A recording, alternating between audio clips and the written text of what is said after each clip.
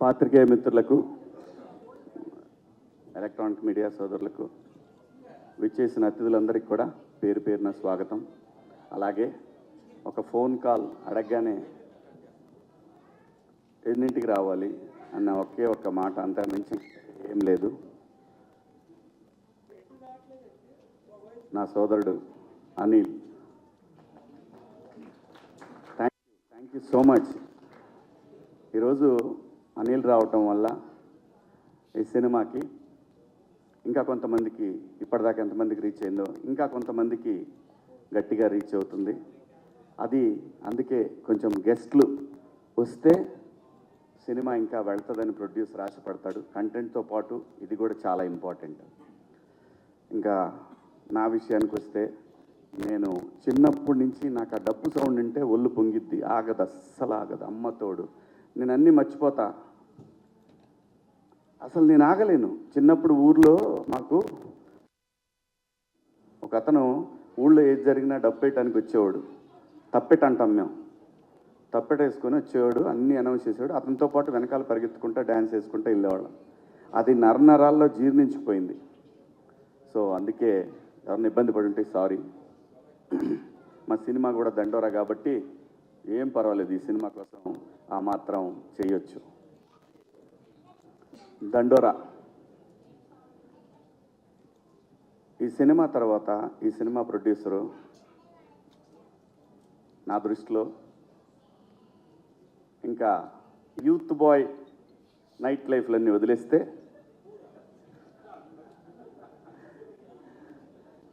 చాలా చాలా చాలా చాలా టేస్ట్ ఉన్న, ఆ పేర్లు ఉన్నవాళ్ళే, ఆ బెనర్జీ అనే పేరు ఉన్నవాళ్ళు, వాళ్ళ వైబు, వాళ్ళ థింకింగు.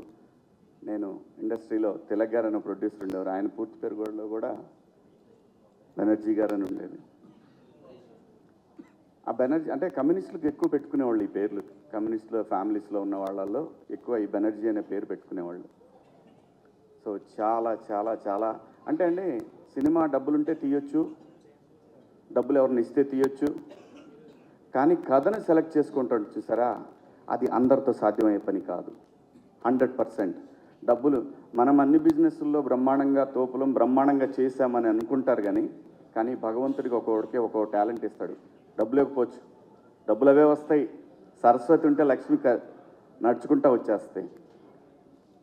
అంటే అలానే ఆయన దగ్గర డబ్బు లేదని కాదు నా ఉద్దేశం. కథని సెలెక్ట్ చేసుకోవటం దగ్గరే ఏ ప్రొడ్యూసర్ సక్సెస్ అయినా కానీ దానికి పునాది అదే. అలాంటి ఐక్యూ ఉన్న, దండిగా ఉన్న నిర్మాత బెన్నీ గారు. డెఫినెట్గా ఈ సినిమా తర్వాత ఆయన్ని చూసే విధానం మారిపోద్ది. అలాగే దర్శకుడు, సినిమా అంటే ఎవరికి ఇష్టం ఉండదండి, ఎవరికి ప్యాషన్ ఉండదు. తన కెరీర్ని అమెరికాలో తన స్టూడెంట్ లైఫ్ని, తర్వాత తన జాబ్ని ఎంజాయ్ చేసిన తర్వాత, తనంటూ ఇంకా నేను బతకగలనే ధైర్యం వచ్చిన తర్వాత సినిమా కోసం తనకున్న అన్నీ వదిలేసుకొని సినిమా మీద ఉన్న ప్యాషన్ తోటి ఒక మంచి కథ రాసుకొని, మంచి కథ అంటే ఈ సినిమాకి ముందు చెప్పాల్సింది, ఇది చాలా బాగా రాసిన స్క్రిప్ట్ అండి. నాకు కథ అంతా తెలిసినా సరే థియేటర్లో నేను చూశాను. మేడం ఆర్టిస్టులు ఎంతమంది చూశారు నాకు తెలియదు. సినిమా నేను చూశాను. ఎక్కువ చెప్తే ఓవర్ అవుతుందేమో అనే భయం కూడా ఉంది లోపల. కానీ నేను నా రీఎంట్రీ తర్వాత నేను డబ్బులు నాకు చాలా అవసరం, నాకు కూడా చాలా అవసరం. నాకు 2 పిల్లలు, మీకు తెలుసు, వాళ్ళని చదివించాలంటే ఎన్ని ఇబ్బందులు ఉంటాయో. అందులో సినిమా యాక్టర్ కొడుకు అనగానే వాడికన్నా నేను ఎక్కువ ఆలోచిస్తే ఇన్నేమని అనుకుంటారేమనే అదొకటి. బట్ లక్కీలీ అలా ఆలోచించే పిల్లలు కాకపోయినా కానీ చదువులకి చాలా అవుతుందండి ఈ రోజుల్లో. అలాంటి పిల్లలు అనేసరికి మారిపోయింది నా ఆలోచన. అలాంటి సిచ్యువేషన్ ప్రతి తల్లిదండ్రికి ఉంటుంది. అలాగని చెప్పి ఆ తల్లిదండ్రులు వాళ్ళ పిల్లల్ని అంత ఈజీగా వదిలేరు. సినిమా దేని గురించి మాట్లాడుతుంది అనే దాన్ని నాకు అతను స్క్రిప్ట్ చెప్పినప్పుడు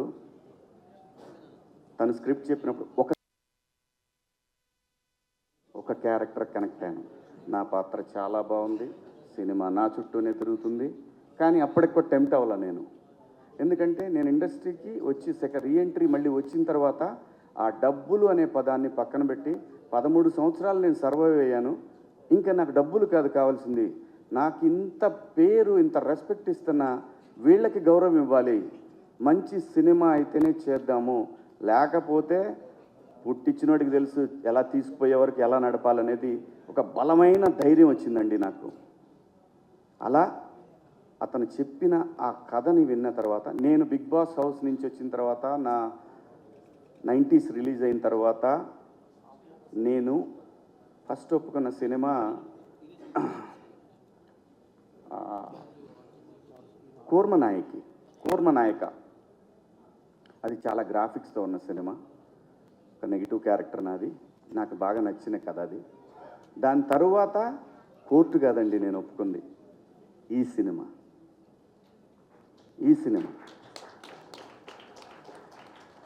దీనికి పురిటి నొప్పులు ఉన్నాయి, లేవంటలేదు.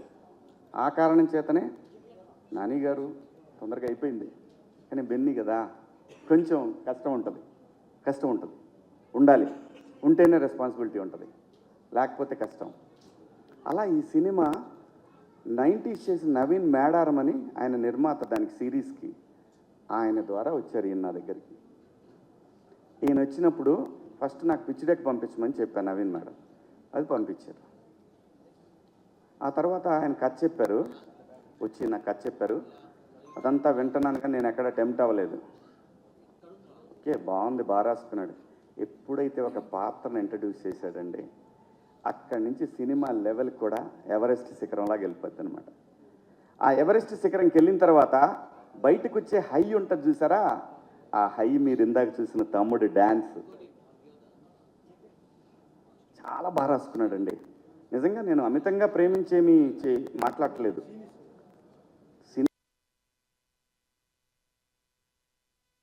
అది ఎడిటింగ్ రూమ్లోనైనా థియేటర్లో నిర్దాక్షిణ్యంగా దాన్ని నేను హేట్ చేసినంత ఎవరు హేట్ చేయరు.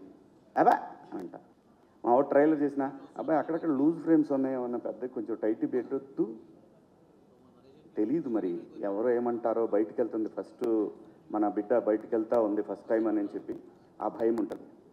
ఆ భయంతో చాలా చెప్తాం. నేను మళ్ళీ సినిమాలు చేయటం మొదలుపెట్టిన తర్వాత నాకు అందరు కొత్త డైరెక్టర్లే వచ్చారు.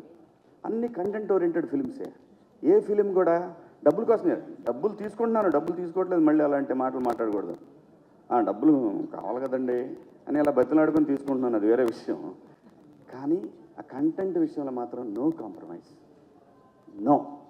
ఈ సినిమా ప్రతి ఒక్కళ్ళని, చాలా సినిమా రిలీజ్ అయిన తర్వాత రేపు లేదంటే ప్రీమియర్స్ పడ్డ తర్వాత జర్నలిస్ట్ సోదరులు ఉన్నారనే పెద్ద ధైర్యం అయితే నాకు ఒకటి ఉంది. ఎందుకంటే మీరు రీసెంట్ డేస్లో వాళ్ళు మీరు చూశారు, ఒక ప్రీ వెడ్డింగ్ షో కానీ ఆ తర్వాత వచ్చిన 2-3 సినిమాలు కానీ వాళ్ళు బ్రహ్మరథం పట్టిన విధానం, అది ఇండస్ట్రీకి శ్రీరామ రక్ష, నిర్మాతలకి శ్రీరామ రక్ష. అలాంటి ఒక ధైర్యం నాకుంది. ఈ కథని వాళ్ళు ఎలా చూస్తారనే దాంట్లో నేను సినిమా చూసా. సినిమా అద్భుతంగా వచ్చింది. ఇది మార్నింగ్ షో వరకే, ఈ వారం చిన్న సినిమాలు ఏం రిలీజ్ అవుతున్నాయి అని మాట్లాడుకునే వాళ్ళకి మాత్రం ఈ వారం చిన్న సినిమాల్లో ఇదొక చిన్న సినిమా. కానీ 25th సాయంత్రానికి ఇది చాలా పెద్ద సినిమా.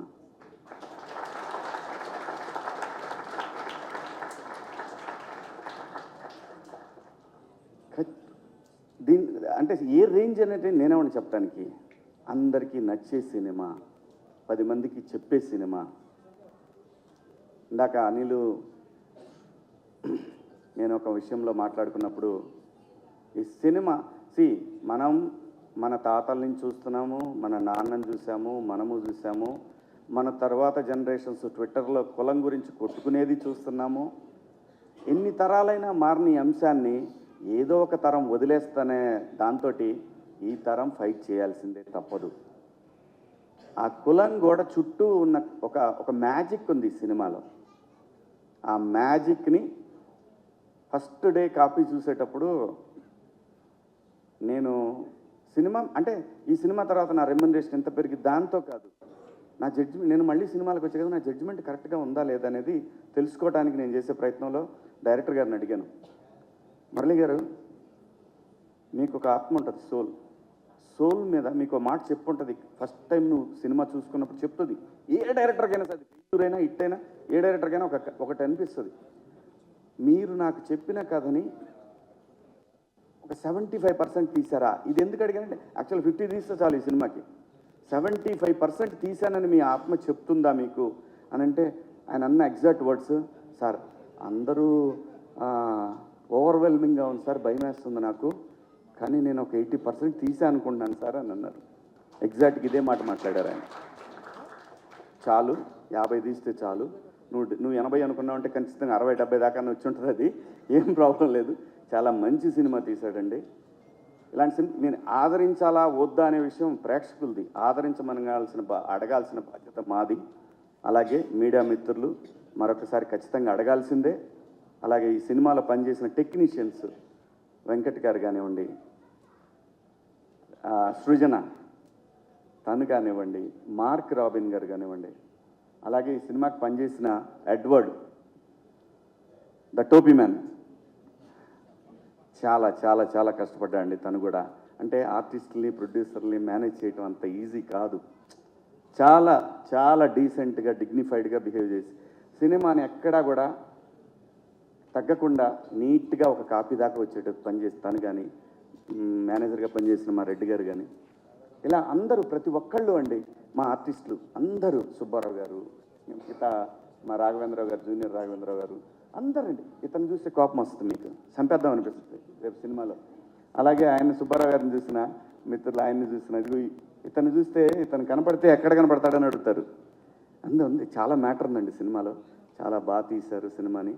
ఖచ్చితంగా చాలా మంచి సినిమా. ఈ సినిమాలో మేము పనిచేసామని చెప్పుకొని ధైర్యంగా ఆర్టిస్టులు అందరూ.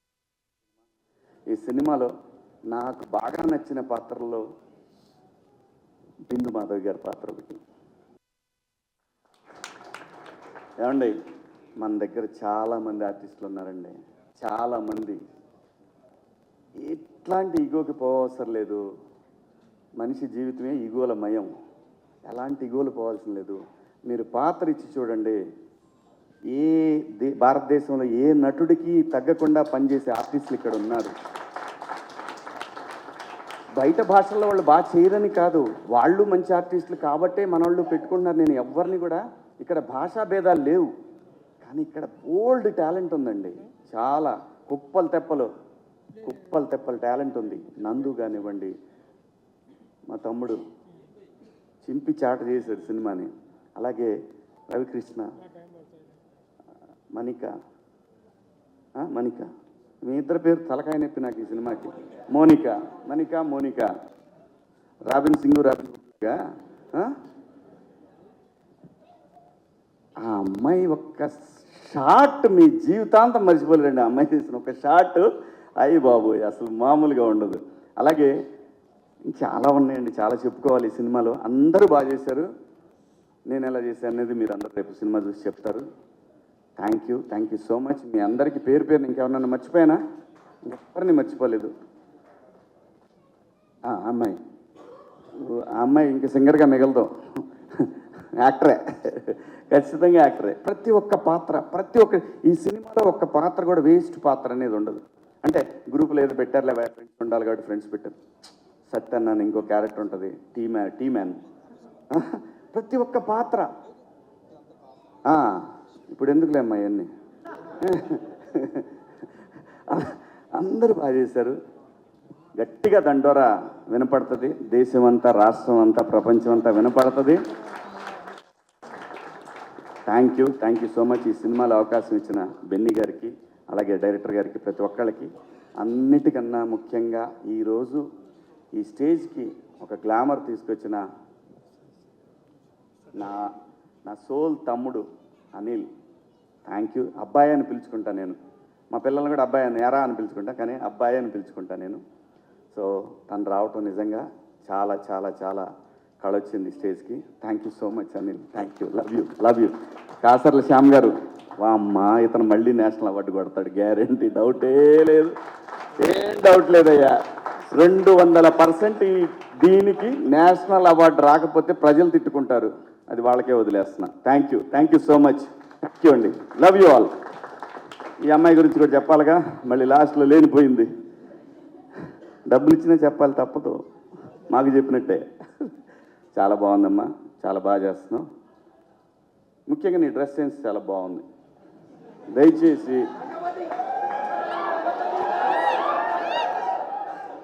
ఇంకో విషయం చెబుతున్నా, అమ్మాయిలు హీరోయిన్లు ఈ బట్టలు పెడితే వేసుకొని పోతే మనమే దరిద్రం అనిపించాల్సి వస్తమ్మా.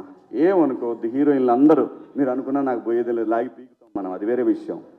కానీ మీ అందం చీరలోనూ, మీ అందం నిండుగా కప్పుకునే బట్టల్లోనే ఉంటుంది తప్పితే సామాను కనపడే దాంట్లో ఏముండదు.